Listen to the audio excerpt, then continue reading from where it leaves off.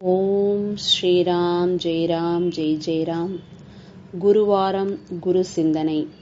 ஆனந்த ஆசிரமத்தின் குருவான பப்பா சுவாமி ராம்தாஸ் அவர்கள், பூஜ்ய மாதாஜி கிருஷ்ணாபாய் அவர்கள், பூஜ்ய சுவாமி சச்சிதானந்தா அவர்களின் ஆசியுடன் இந்த வார பதிவை கேட்டு மகிழ்வோம். பப்பா சுவாமி ராம்தாஸ் அவர்களின் குருநாதரின் அருள் மழையில் வித் மை மாஸ்டர் என்ற நூலிலிருந்து சில பதிவுகளை கேட்டு மகிழ்வோம். புத்தகம் பற்றிய சிறிய முன்னுரை. திரு ஸ்ரீராம் அவர்கள் பிற்காலத்தில் சுவாமி சுத்தானந்தாஜி என்று அறியப்பட்டார். அவரால் எழுதப்பட்ட நூல் குருநாதரின் அருள் மழையில் வித் மை மாஸ்டர் என்பதாகும். பேரன்புமிகு பப்பா சுவாமி ராம்தாஸ் ஆனந்தாசிரமத்தை நிறுவிய மகான், பெரிதும் போற்றப்படும் குருநாதர். அவரை பற்றிய தன் அனுபவங்களையும் ஆழ்ந்த நினைவுச் சுவடுகளையும் நூலாசிரியர் தனக்கே உரிய ஈடு இணையற்ற நடையில் பகிர்ந்து கொள்கின்றார். புத்தகத்தின் உள்ளே செல்வோம். தலைப்பு: எல்லையற்ற அன்பு. 30 வருடங்களுக்கும் மேலாக பப்பாவை நேசிப்பதையும் பப்பாவால் நேசிக்கப்படுவதையும் பற்றி நான் திரும்பி பார்க்கும் பொழுது பப்பாவை பற்றிய பல காட்சிகள் என் மனத்திரையில் தவழ்ந்து செல்கின்றன. பிற்காலத்தில் வளர்ந்தவர்கள் என்று சொல்லப்படுபவர்களில் ஒருவனாக நான் ஆன பிறகும் கூட அந்த அன்பு ஒரு குழந்தையாகவே என்னை உணர வைத்தது. அது என்றென்றும் அன்பு செலுத்தும் தாயினால் துணியால் போர்த்தி வைக்கப்பட்ட சிறு குழந்தையாகவே என்னை உணர வைத்தது. அந்த அன்பு எல்லையற்றது, இதமானது, முடிவே இன்றி காக்கும் தன்மை உடையது.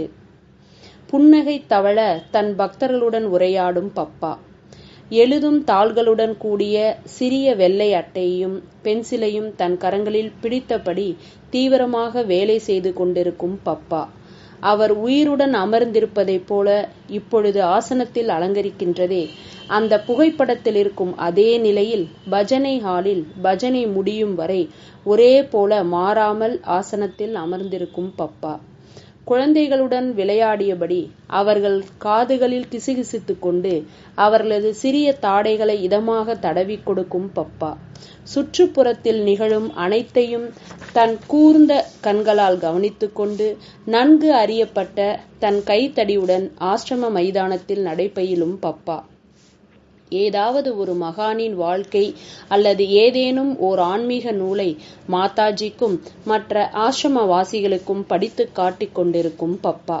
பலவிதமான மனநிலைகளில் பல செயல்களில் ஈடுபட்டு கொண்டிருக்கும் பப்பா, தன்னை காண வரும் எவரையும் ஒரு பொழுதும் காண மறுக்காத, தன்னிடம் திணிக்கப்பட்ட எந்த வேலையையும், ஒருவேளை அது ஏதாவது ஒரு பக்தரால் அவர் மேல் அக்கறை இல்லாமலே கொடுக்கப்பட்டிருந்தாலும் கூட அலட்சியமாக கருதாத பப்பா.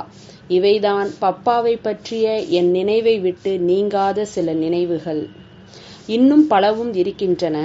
ஏனெனில் பப்பாவின் வாழ்க்கை நாட்டின் தொலைதூர பகுதிகளிலும் மற்றும் கடல் கடந்த கண்டங்களிலும் வாழ்ந்த அவரது குழந்தைகள் மேல் பெருமளவு அன்பும் பரிவும் நிறைந்தது.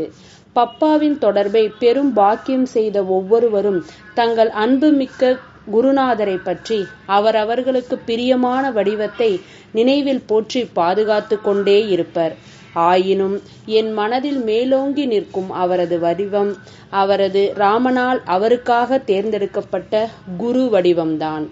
பப்பா எப்பொழுதும் தன்னை ராமனின் குழந்தை தாசன் என்றே கூறிக்கொண்டார். பக்தர் ஒருவர் ஆரவாரமும் ஆடம்பரமும் நிறைந்தவராய் தன் அறிவை வெளிக்காட்டிக் கொள்ள விரும்பினார். அவர் முன் தன் கைகளை குவித்து நமஸ்கரித்தவராய் அவரிடம் இவ்வாறு கூறும் அளவுக்கு பப்பா சென்றார்: ராமதாசன் ராமனின் குரலை ஒலிக்கும் கருவி மட்டுமே. ராமன் என்ன பேச சொல்கின்றானோ அதையே அவன் பேசுகின்றான். உங்களைப் போன்ற கற்றறிந்த மனிதர் முன் ராமதாசன் யார்? அத்தகைய தெய்வீக பணிவு பெரும்பாலும் விருந்தினரின் அகந்தை காற்றை இறக்கிவிடும். ராமனும் அவரது குரலை ஒலிக்கும் கருவியும் வெவ்வேறு அல்ல என்பதை அவர் ஒருவேளை உணர்ந்து கொள்ளக்கூடும். ஆனால் பப்பாவை தன் குருவாக ஏற்றுக்கொண்ட பக்தருக்கு எந்த கவலையும் இல்லை. பக்தர் ஓம் ஸ்ரீராம் ஜெயராம் ஜெய் ஜெயராம் என்ற தெய்வீக மந்திர உபதேசத்தை பப்பாவிடமிருந்து பெற்ற அந்த நிமிடமே பப்பா அவருக்கு தன் வாக்குறுதியை கொடுத்து விடுவார். அன்புமிக்க தன் குருநாதர் முன் அமர்ந்து பக்தர் உபதேசம் பெறும் நேரம் அவரது வாழ்வின் உன்னதமான கணமாகும். அந்த காட்சியை கைதேர்ந்த கலைஞர்களால் மட்டுமே சித்திரமாக தீட்ட முடியும். தன் முதல் எழுத்தை கற்கும் குழந்தையிடம் தாய் சொல்லுவது போல பப்பா கூறுவார், உங்களுக்கு கவலைப்பட எதுவுமே இல்லை, இப்பொழுது ராமதாசனை பின்பற்றி திரும்ப சொல்லுங்கள். பப்பா தெய்வீக மந்திரத்தின் ஒவ்வொரு சொல்லையும் சொல்லி பக்தரை தனக்கு பின் அதை 3 முறை திரும்ப சொல்ல வைப்பார். பிறகு பப்பா பக்தரை அதை 3 முறை திரும்ப சொல்வார். பக்தர் சோதனையை வெற்றிகரமாக முடித்ததும் என்றென்றைக்குமான வாக்குறுதி தந்து பப்பா தன் கைகளை உயர்த்தி அவரிடம் கூறுவார், நீங்கள் என்ன செய்து கொண்டிருந்தாலும், அமர்ந்து கொண்டோ, நடந்து கொண்டோ, பயணம் செய்து கொண்டோ, அல்லும் பகலும் இந்த மந்திரத்தை எப்பொழுதும் ஜெபித்து கொண்டே இருங்கள். அது எப்பொழுதும் உங்களுடனேயே இருக்கும்.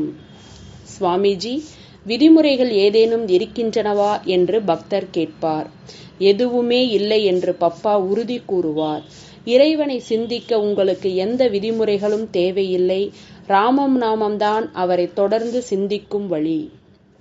அத்தகைய விலைமதிப்பற்ற பரிசு முற்றிலும் தன்னுடையதான் என்ற நம்பிக்கை பக்தருக்கு இன்னும் வராது. தனக்குத்தானே நிச்சயம் செய்து கொள்வதற்காக பக்தர் மீண்டும் கேட்பார், நான் குளிப்பதற்கு முன் ராமநாமத்தை ஜெபிக்கலாமா? முன்பும் பின்பும் என்று பப்பா புன்னகையுடன் பதில் சொல்வார். நீங்கள் அதை எப்பொழுது ஜெபிக்கலாம் என்று சொன்ன பொழுது ராமதாசன் இதைதான் குறிப்பிட்டான். ஆனால் நீங்கள் இறைநாமத்தை இசைக்கும் பொழுது அவரது மகிமைகளை, அவரது மேன்மையை உங்கள் மனதில் கொண்டு வாருங்கள். உங்களுக்கு நீங்களே சொல்லிக் கொள்ளுங்கள், இறைவா, நீயே அனைத்தும், நான் ஒன்றுமே இல்லை. நீயே உன்னதமான கர்த்தா, பிரபஞ்சத்தின் பாதுகாவலன். நீயே அனைத்தும் ஆனவன்.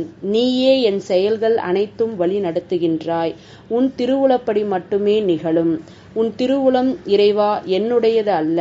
நீயே அன்பு, நீயே ஒளி, நீயே பேரானந்தம். முதலும் முடிவும் நீயே, முதலும் முடிவும் அற்றவனும் நீயே. ராமனின் இந்த மகிமைகளை உங்களுக்கு நீங்களே தொடர்ந்து சொல்லிக் கொள்ளுங்கள். மற்றவற்றை ராமநாமம் பார்த்து கொள்ளும். நன்கு அறியப்பட்ட மகான் ஒருவரை மேற்கோள் காட்டியபடி பப்பா குறிப்பிடுகிறார். ராமநாமம் என்னும் கம்பத்தில் உங்கள் அகந்தை என்னும் குரங்கை நீங்கள் மேலும் கீழும் ஆடும்படி செய்ய வேண்டும். அது சலித்து போய் என்றென்றைக்குமாக உங்களை விட்டு ஓடும் வரை. பிறகு சிரித்து கும்மாளமிட்டபடி தாயின் மடியில் விளையாடும் குழந்தையை காட்டி பப்பா பக்தரிடம் கூறுவார், நீங்கள் இந்த குழந்தையைப் போல ஆக வேண்டும். உங்கள் ஒவ்வொரு தேவையும் நிறைவு செய்தபடி ஒருவன் உங்களை கவனித்துக் கொள்கின்றான் என்ற நிச்சயமான ஞானத்துடன் அதைப்போல் கவலையற்றவராய் நிறைவு கொண்டவராய் இருக்க வேண்டும். இந்த பராமரிப்பாளன் உங்கள் உலக தாயை விடவும் பெரிதும் சிறந்தவர். ஏனெனில் நீங்கள் உங்களை இறைவனின் கரங்களில் முற்றிலுமாக ஒப்படைத்தால் அவர் உங்களுக்கு உணவும் உடையும் தருவது மட்டுமல்ல, அவர் உங்களை முக்தியடையும் செய்வார். பப்பா தன்னையே எடுத்துக்காட்டாக குறிப்பிடுவார். ராமனின் அந்த தெய்வீக அன்னையின் அன்பான கவனிப்பு மட்டும் இல்லை என்றால் ராமதாசன் இன்று எங்கே இருந்திருப்பான் என்று நினைக்கின்றீர்கள்? அந்த நாட்களில் தன் உடல் மற்றும் அதன் தேவைகளை அறியாதவனாய் அவன் சந்நியாசியாக சுற்றி திரிந்து கொண்டிருந்தான். மிக கடுமையான வனங்களில் உணவு, தங்குமிடம், மற்ற உடல் தேவைகளை பற்றிய சிந்தனையே இன்றி திரிந்து கொண்டிருந்தான். அப்பொழுது அவனுக்கு உணவளிக்கவும், உடை உடுத்தவும், கண்ணுக்கு தெரியாத ஆபத்துகளிலிருந்து அவனை காக்கவும் பல பல வடிவங்களில் அவனிடம் வந்து ஒவ்வொரு திருப்பத்திலும் அவனை கவனித்து கொண்டது ராமன் அல்லாமல் வேறு யாரு? ராமதாசனுக்கோ அவன் உடலை பற்றிய அக்கறையே இல்லை. அது விழுவதாக இருந்தாலும் அவன் கவலை கொள்ளவில்லை. ஏனெனில் அந்தளவு ராமநாம ஜபத்தில் அவன் ஆழ்ந்திருந்ததால் அவன் வேறு எதை பற்றியுமே அறியாதவனாயிருந்தான். ராமன் ராமதாசனுக்கு கொடுத்த அன்பான கவனிப்பை ஒவ்வொரு நிலையிலும் அவன் ராமதாசனை வினோதமான அற்புதமான முறையில் கவனித்து கொண்டதை ராமதாசன் எந்த வார்த்தைகளால் உங்களுக்கு சொல்ல முடியும்? எந்த ஒரு தாயும் அவனை விட அதிகம் அன்பு கொண்டவராக இருந்திருக்க முடியாது. அதுவும் ராமதாசனின் கால்கள் அவனை எங்கே அழைத்து சென்றாலும், அவன் இரவில் தூங்குவதற்காக எங்கே தலை வைத்து படுத்தாலும், அனைத்தும் தழுவும் தன் மேன்மையான இருப்பை ஒவ்வொரு கணமும் அவனை உணரச் செய்தான். அதுவே அவன் காட்டிய மிக பெரும் கருணை. அதே தெய்வீக இருப்பினால் கவனித்துக் கொள்ளப்பட வேண்டும் என்று நீங்கள் விரும்ப மாட்டீர்களா? பப்பா இப்படி கூறும் பொழுது யார் அதை மறுக்க முடியும்? இதுவே என் மனதில் எப்பொழுதும் பொங்கி எழும் நம் பேரன்பு மிகு குருவின் பப்பாவின் வடிவம். அது பப்பா நம்மிடையிருந்து தன்னை விலக்கிக் கொள்ள தீர்மானித்த பிறகும் கூட எனக்கு உற்சாகம் அளிக்கின்றது. உலகின் பல்வேறு பகுதிகளில் பப்பாவின் பல்வேறு குழந்தைகளுக்கு உற்சாகம் அளித்து கொண்டு இருக்குமே, அதே போல தனக்கே உரிய புதிரான முறையில் பப்பா தன் குழந்தைகளையும் அவர்களது உலகியல் தேவைகளையும் கவனித்துக் கொண்டார். ஆயினும் அவர் தன் செயல்களை எல்லாம் வல்ல ராமனுக்கே எப்பொழுதும் உரித்தாக்குவார். தன் குழந்தைகள் மேல் பப்பா கொண்ட அன்பு உண்மையிலே எல்லையற்றது, ஈடு இணை இல்லாதது. நான் அடிக்கடி நினைத்து பார்க்கும் நிகழ்ச்சி ஒன்று இருக்கிறது. ஏனெனில் முதல் முறை நான் அதை வாழ்வில் அனுபவித்த பொழுது எனக்கு ஏற்பட்ட அதே உணர்வு அதை இப்பொழுது நான் நினைத்து பார்க்கும் ஒவ்வொரு முறையும் கூட எனக்கு ஏற்படுகிறது. பேரன்பு மிகு பப்பாவின் தூக்கி வளர்க்கப்பட்ட மறக்க முடியாத அனுபவத்தில் கிடைத்த அதே உணர்வு. ஆசிரமத்திற்கு என் பயணங்களில் ஒன்று முடிந்து கனத்த இதயத்துடன் நான் என் பொருட்களை அடுக்கிக் கொண்டிருந்தேன். அது மழைக்காலமானதால் ராம் நகரில் மழை கொட்டி கொண்டிருந்தது. நான் புறப்படுவதற்கு முதல் நாள் இரவு பப்பா என்னிடம் கேட்டார், நீ ரயில் நிலையத்திற்கு எப்படி செல்ல போகிறாய்? அடுத்த நாள் மதியம் நான் ஆசிரமத்தை விட்டு புறப்பட வேண்டியிருந்தது. பப்பா, நான் நடந்து செல்வதாக இருக்கிறேன் என்று நான் கூறினேன். உன்னிடம் குடை இருக்கின்றதா என்று பப்பா கேட்டார். இல்லை பப்பா, பரவாயில்லை, மழை இடைவெளி விடுவதற்காக நான் காத்திருப்பேன். என்னுடைய இந்த அல்ப வசதிகளை பற்றி கூட பப்பா தெரிந்து கொள்கின்றாரே என்பதில் என் உடலில் ஒரு சிலிர்ப்பு பாய்ந்தோடியது. ஆனால் பப்பா மௌனமாக இருந்தார். அடுத்த நாள் மதியம் அஞ்சல் ரயிலை பிடித்து மங்களூர் சென்று அதற்கு அடுத்த நாள் பேருந்தில் அங்கே இருந்து என்னிடத்திற்கு செல்லலாம் என்று நான் தீர்மானித்திருந்தேன். அன்று இரவு முடியும் அன்று கடைசி முறையாக பப்பாவின் புனித பாதங்களில் நான் சிரம் தாழ்த்தி வணங்குவதற்கு முன் ஒன்று நிகழ்ந்தது. ஆசிரமத்திற்கு வந்தவர்களில் ஒரு நாள் பயணமாக வந்திருந்த அரசு அதிகாரி ஒருவரும் இருந்தார். பிற பக்தர்களுடன் அமர்ந்து நானும் பப்பாவின் உரையை கேட்டுக் கொண்டிருந்தேன். அப்பொழுது அந்த அதிகாரி என் அருகில் வந்து அமர்ந்து இயல்பாக கூறினார், நான் நாளை மதியம் மங்களூர் திரும்புகிறேன். என்னுடன் காரில் வர உனக்கு விருப்பமா? அன்று இரவு, இப்பொழுது நான் நினைவு கூறுகிறேன், பக்தர்கள் அனைவரும் பப்பாவின் பாதங்களை தொட்டு வணங்கிவிட்டு தங்கள் அறைக்கு ஓய்வு எடுக்கச் சென்றனர். நடந்ததை பப்பாவிடம் கூறுவதற்காக அதுவரை நான் காத்திருந்தேன். நன்றி பப்பா, இறுதியாக தாழ்ந்த குரலில் நான் சொன்னேன். கண்களை சிமிட்டியபடி எதற்காக என்று பப்பா கேட்டார். எதற்காக என்று உங்களுக்கே தெரியும் பப்பா என்று நான் கூறினேன். அது ராமனின் திருவுளம், அதற்கும் ராமதாசனுக்கும் எந்த சம்பந்தமும் இல்லை என்று பப்பா மறுத்தார். பப்பா, இது உங்களுக்கே உரிய தனிப்பட்ட முறையில் விஷயங்களை சரி செய்வது. மிகவும் நன்றி பப்பா. முற்றிலும் அந்நியரான அவர் என்னை அழைத்து செல்வதாக வாக்களித்ததால் நான் இங்கே இன்னும் ஓரிரு மணி நேரம் அதிகமாக தங்கலாம் என்று நான் கூறினேன். உன்னுடைய நன்றியெல்லாம் ராமதாசன் எங்கே வைத்துக் கொள்வான்? பப்பா சிரித்துக்கொண்டே கேட்டார். உனக்குதான் தெரியுமே, அவனிடம் கூட எதுவும் இல்லை. பப்பா, அன்பே வடிவான பப்பா. விளையாட்டுத்தனமாக பப்பா அங்கும் இங்கும் கூடையை தேடுவது போல் நடித்தார்.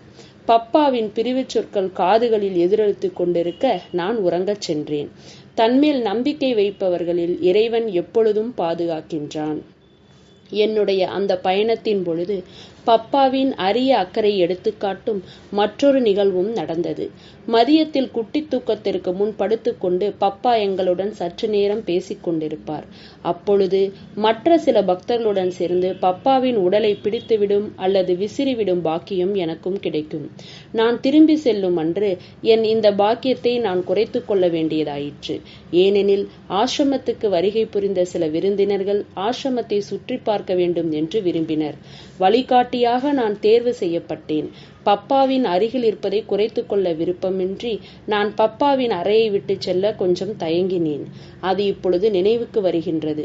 ஆயினும் பப்பாவே விருந்தினர்களை கூட்டிச் சென்று சுற்றி காட்டும்படி கூறிவிட்டதால் அவருக்கு கீழ்ப்படிவதை தவிர எனக்கு வேறு வழி இருக்கவில்லை. அந்த விருந்தினர்களுடன் பப்பாவின் அறையை விட்டு நான் சென்றதும் அங்கே என்ன நிகழ்ந்தது என்பதை நான் பின்னால் தான் தெரிந்து கொண்டேன். தான் உடனடியாக தூங்கப் போவதாக கூறி தன் உடலை பிடித்து விட்டு கொண்டும் விசிறிக்கொண்டும் இருந்தவர்களை வெளியே போகும்படி பப்பா சொல்லிவிட்டார் என்று தோன்றுகிறது. பப்பா தன் குழந்தைகள் மேல் காட்டிய இல்லை பொழிந்த விசேஷ அன்பு அப்படிப்பட்டது. என் வாழ்வின் பாக்கியம் நிறைந்த 30 வருடங்களில் நான் அறிந்த பப்பா அப்படிப்பட்டவர். நிரந்தர பப்பாவின் நிரந்தர அன்பு நம் வாழ்வை சுற்றி சூழட்டும்.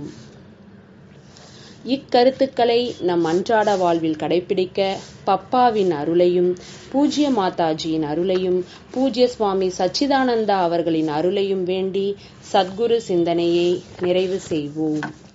பப்பா சுவாமி ராம்தாஸ் அவர்களின் குருநாதரின் அருள்மழையில் வித் மை மாஸ்டர் என்ற புத்தகத்தை வாசிக்க விரும்புவர்கள் ஆனந்தாஷ்ரம் இணையதளமான www.anandashram.org-இல் ஆர்டர் செய்து புத்தகத்தை பெற்றுக்கொள்ளலாம், படித்து மகிழலாம், மற்றவர்கள் பயனடைய பகிர்ந்து உதவலாம். ஓம் ஸ்ரீராம் ஜெயராம் ஜெய் ஜெயராம்.